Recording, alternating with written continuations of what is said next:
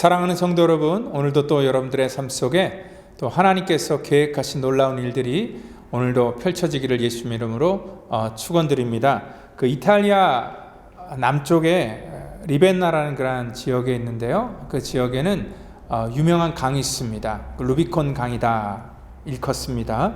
그 로마 제국이 세력을 확장할 무렵에 그러한 전쟁에 파견됐던 그러한 그 장군들이 다시 본국으로 소환되어 돌아올 때에 이 군사들을 데리고 돌아오잖아요. 그러면은 그 루비콘강 앞에서 반드시 무장해제를 해야 됐다라고 합니다. 그러니까 무장을 한 채로 건너오면 그것은 반역이라 간주했기 때문에 그렇다는 것입니다. 그 역사가인 수에토니우스라는 사람이 남긴 기록에 의하면은요, 율리우스 카이사르가 이 전장에서 로마로 복귀할 때 그 루비콘강 안에서 굉장히 갈등을 했다라고 이렇게 묘사하고 있고요. 그때 용모가 수려하고 또 눈빛이 고상한 사람이 나타나서 나팔을 불기 시작했는데요. 그 율리우스 카이사르를 따르는 사람들이 갑자기 진격하기 시작했고요. 그때 카이사르도 그러한 진격을 바라보면서 이러한 이 적의 불법 행위에 대해서 신이 우리를 불렀다라고 하면서 그 강을 자기의 의지가 아니라 이러한 정말 사건을 통하여서 그도 역시 같이 건너게 되었다. 그래서 이 루비콘강을 건넜다라는 그런 뜻은 뭐냐면 주사위가 이미 던져졌다라는 그런 뜻이고요. 이 의미는 이제 더 이상 돌이킬 수 없는 그러한 사건이 되었다라는 그러한 우리 관용어처럼 쓰이게 된다는 것이죠. 오늘도 이 돌이킬 수 없는 길에 들어서 버린 그러한 그 유다의 모습들을 오늘 말씀을 통하여서 우리 같이 한번 살펴보기를 원합니다.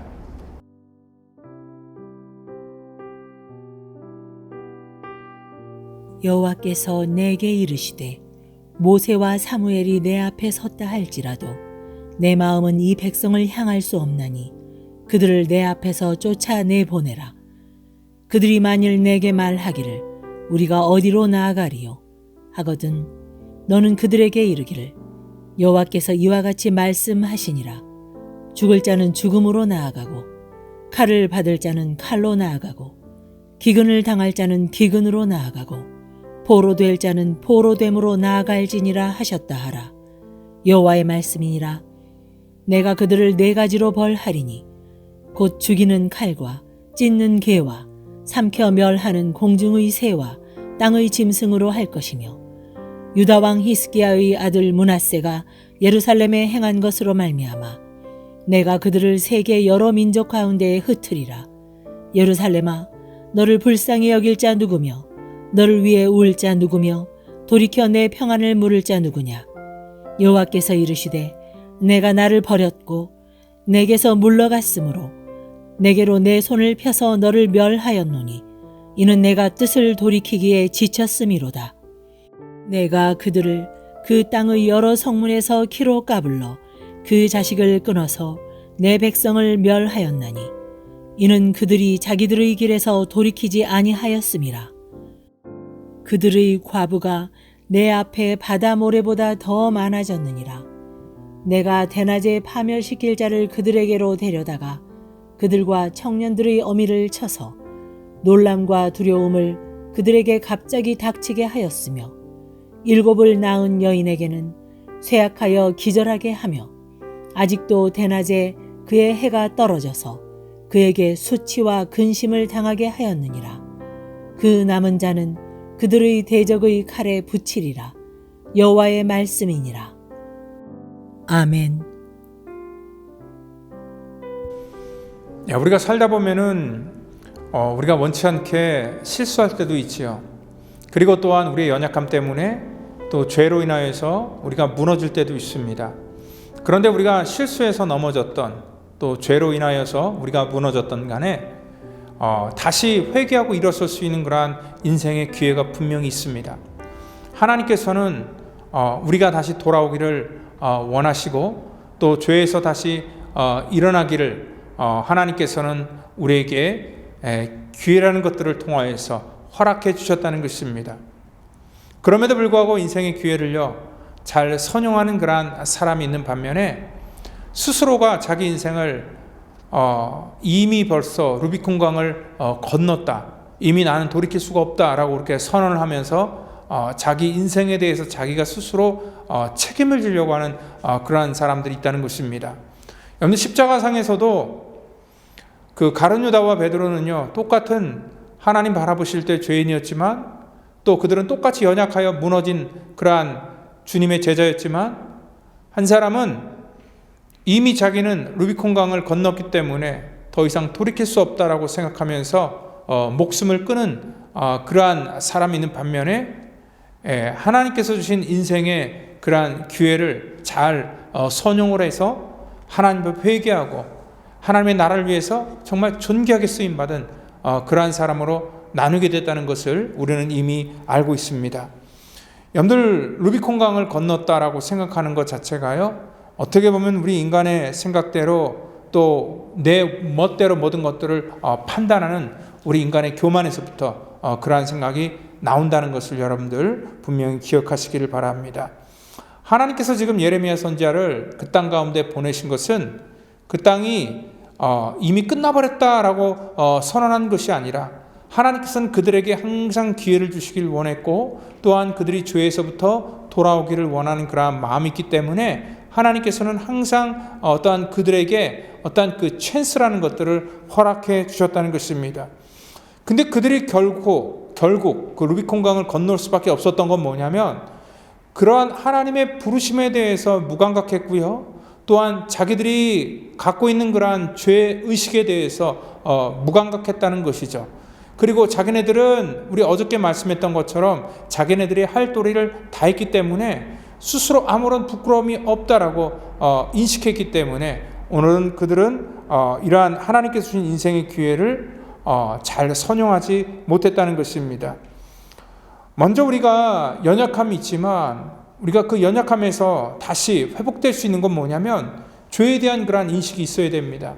그리고 그 죄로부터 돌이킬 수 있는 그러한 믿음의 결단이 분명히 있어야 된다는 거죠. 그런데 오늘 유다는요 그들의 삶의 모습 속에 전혀 그러한 모습을 보여주지도 못했고 또 그렇게 해야 되겠다는 그러한 그 의지도 그들의 마음속에 없었다는 것입니다. 오늘 그들은요, 자기들의 어떤 문제의식을 생각하고 그 문제의식 속에서 돌아와야 됐음에도 불구하고 그것들을 느끼지 못한 것들이 오늘 그들이 하나님 앞에 버림을 받게 되는 그러한 이유가 되었다는 것입니다. 오늘 하나님께서는요, 이러한 유다에게 1절에서 모세라는 위대한 선지자, 사무엘이라는 위대한 선지자가 그들의 앞에 설지라도 내가 그들을 쫓아버리겠다라는 그러한 말씀을 하고 있다는 것입니다. 여러분들, 모세가 누구입니까? 또 사무엘이 누구입니까? 정말 그들은 민족을 이끌었던 그런 위대한, 하나님께서 바라보실 때에 정말 이 땅 가운데 보기 드문 그런 하나님을 사랑했던 그러한 사람들입니다. 백성들이 영적으로 무지하여서 정말 하나님을 이렇게 대적하고 우상을 숭배할 때도, 그래서 하나님께서 그들의 죄로 말미암아 심판을 결심하실 때도 모세나 이러한 사무엘 선지자의 기도를 통하여서 하나님께서는 하나님의 징계를 미루시고 유보하셨다는 것을 우리가 잘 알고 있습니다. 특별히 그 시내산에서 그 모세가 하나님의 율법을 받기 위해서 올라갔을 때 그 밑에서 어떠한 일이 일어났습니까? 그들은 우상을 만들고 그것이 하나님이다 믿고 그러한 우상 숭배로 다시 빠지려고 했던 그러한 백성들을 징계할 때에 모세는 그들을 위해서 중보했습니다. 그리고 하나님의 그러한 진노를 거두는 그러한 정말 민족을 위해서 놀라운 그러한 일들을 그는 이뤄낸 사람입니다. 근데 하나님께서는요, 이제 더 이상 모세도 허용하지 않겠다라고 하는 건 하나님 굉장히 화가 나 있다는 것을 볼 수 있습니다. 왜냐면은요, 모세 시대 때는 정말 백성들이 모르고 그랬습니다. 그것이 우상 숭배인지를 모르고 분별함이 없이 그러한 일들을 했는데, 유다 때는 하나님께서 분명히 그들에게 수차례 이미 경고를 해주셨고, 또한 하나님께서 이것이 우상 숭배다 말씀하셨고, 그리고 하나님이 정말 싫어한다라고 그들에게 하나님의 감정을 표현해 주셨고, 그리고 하나님의 의지 또한 그들에게 이미 보여주셨습니다. 너희들이 그렇게 가면은 칼과 재앙이 너희들을 기다리기 때문에 너희들은 심판받을 수 없다라고 하나님은 수차례 경고해 주셨음에도 불구하고 오늘 그들은 하나님의 말씀을 심각하게 생각하지 않았기 때문에 오늘 하나님께서 이러한 선택을 할 수밖에 없었습니다. 오늘 이 말씀 속에 보니까 그 4절에 유다 왕 히스기야의 아들 므낫세가 예루살렘에 행한 것으로 말미암아 내가 그들을 세계 여러 민족 가운데 흩으리라. 므낫세 왕은요, 그 남유다의 역사 속에서 가장 악한 왕으로 기록되고 있습니다.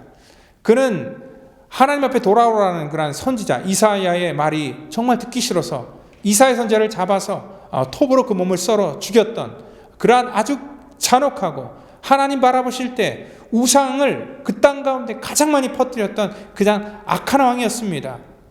오늘 바로 그러한 것처럼 오늘 므낫세의 행포와 오늘 똑같은 일들이 그 당시에 있었지만 그들은 그러한 상황 속에서 전혀 문제의식을 느끼지 못하고 있었다는 거죠. 오늘 그들을 위해서 오늘 죄를 지적하고 더 이상 그들을 위해서 불쌍히 눈물 흘릴 자가 없다라고 하나님께서는 5절 6절에 말씀하고 있습니다. 예루살렘아 너를 불쌍히 여길 자가 누구며 너를 위하여 울 자가 누구며 돌이켜 내 평안을 물을 자가 누구냐. 여호와께서 이르시되 내가 나를 버렸고 내게서 물러갔으므로 내게로 내 손을 펴서 너를 멸하였노니 이는 내가 뜻을 돌이키기에 지쳤습니다. 하나님의 마음이 표현되어 있는데 하나님께서 이제 그들의 마음을 돌이키기에 지쳐버렸다는 얘기를 합니다. 하나님이 지키신 것이 아니라 그들의 마음의 근본을 하나님께서 아시기 때문에 돌이킬 마음이 그들에게는 없다는 것을 하나님께서는 아셨다는 것이죠.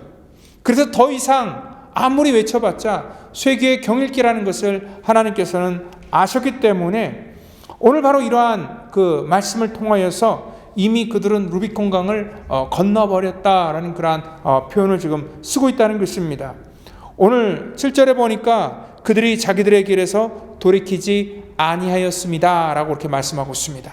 그들이 자기들의 길에서 돌이키지 아니했다. 이미 그들은요 마음속에 결심을 했고 또 앞으로 그들이 결심한 대로 돌이키지 않게 된다는 것을 하나님이 아셨기 때문에 오늘 이러한 말씀을 하고 있습니다.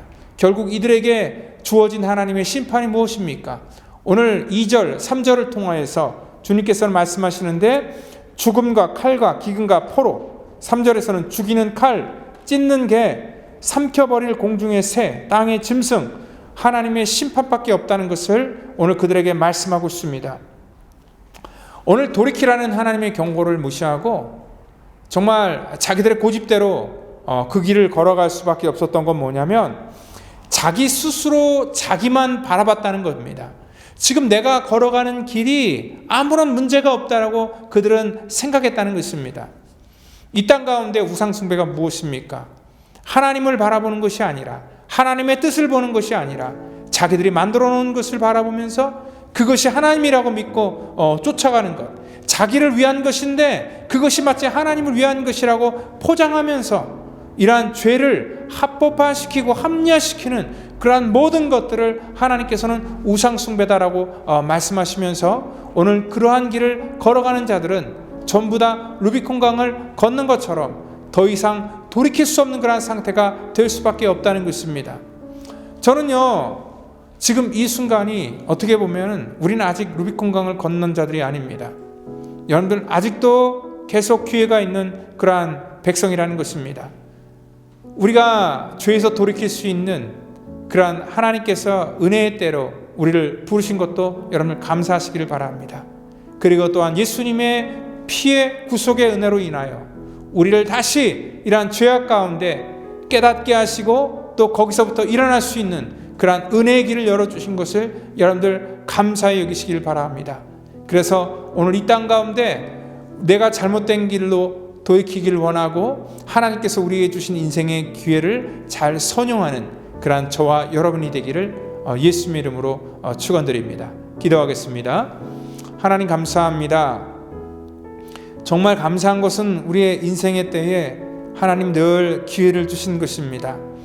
그런데 이 기회도 우리의 생명이 있는 동안만 허용되는 것입니다. 언제 갈지 모르는 우리들의 인생 속에 하나님 늘 겸손하게 하나님의 은혜를 보게 하시고 또 믿음의 길을 걸어감으로 말미암아 하나님 정말 하나님께서 기뻐하시는 그러한 선택을 하는 하나님의 백성들 될 수 있도록 축복하시고 우리의 기회가 있을 때마다 늘 준비하며 깨어서 하나님 신랑을 기다리는 신부처럼 거룩한 하나님의 백성 될 수 있도록 우리를 축복해 주시옵소서. 모든 것 감사하며 사랑이 많으신 예수 그리스도의 이름으로 기도하옵나이다. 아멘.